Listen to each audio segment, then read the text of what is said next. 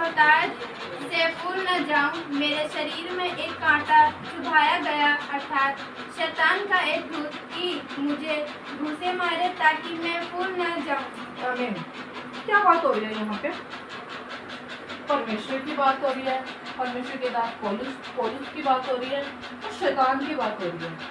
क्यों ये ऐसे बोल रहा है? समझ आया किसी को क्या लिखा है इसमें?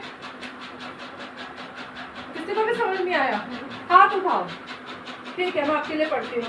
इसलिए मैं प्रकाशनों की बहुत आयत के साथ फूल ना जाऊं। कौन कह रहा है ये बात?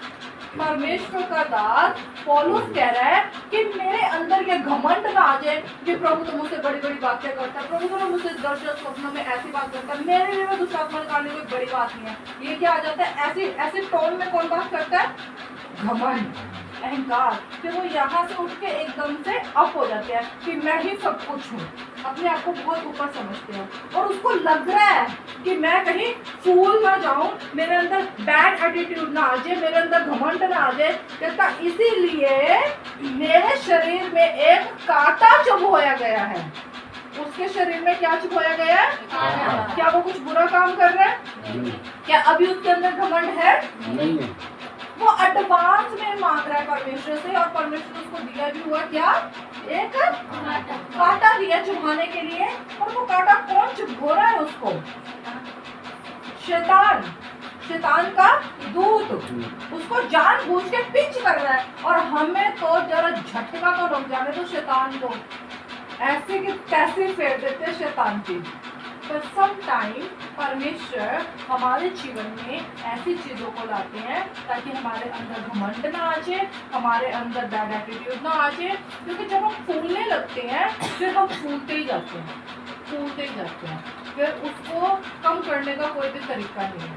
इसलिए वो परमेश्वर का दास है, वो बहुत आयत से परमेश्वर की सेवकाई करता है, लोगों के बीच में परमेश्वर का काम करता है, परमेश्वर से दर्शनों स्वप्नों से बात करते हैं। किससे? कौन सा दास? बोलो पौलुस। पौलुस की प्रार्थना करता है। पौलुस बोलता है कि मेरे देह में चुभाने के लिए कांटा रखा है, इसका, शैतान का, कहीं मैं फूल ना जाऊं। आगे इसके विषय में मैंने प्रभु से तीन बार विनती की कि मुझसे यह दूर हो जाए। एक मिनट।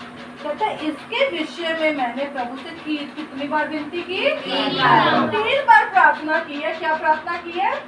ये शैतान का जो दूत मुझे चुभा रहा है, प्लीज ये मुझसे क्या हो जाए? दूर हो जाए।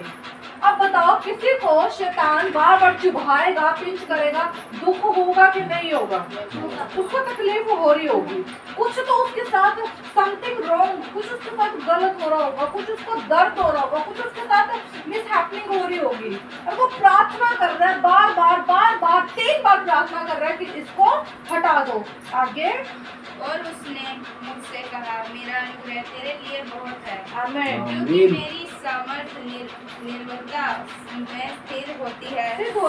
आमीन। सिद्ध होती है। प्रभु कह रहे हैं, अब जब वो प्रभु से बात कर रहा है, अब उस सिचुएशन को पूरी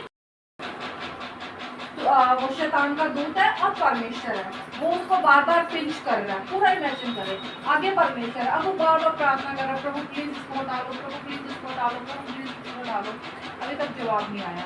तीसरी बार के बाद जवाब आया। प्रभु क्या बोल रहे हैं? मेरी सामर्थ्य ही तेरे लिए बहुत है, बहुत है। मेरी सामर्थ्य तेरे लिए और इसलिए मैं बड़े आनंद से नहीं भाई, उसी के आगे मेरी सामर्थ्य तेरे लिए बहुत है, क्योंकि मेरी सामर्थ्य निर्बलता में क्योंकि मेरी सामर्थ्य निर्बलता में सिद्ध होती है। निर्बलता में सिद्ध होती है। आमीन।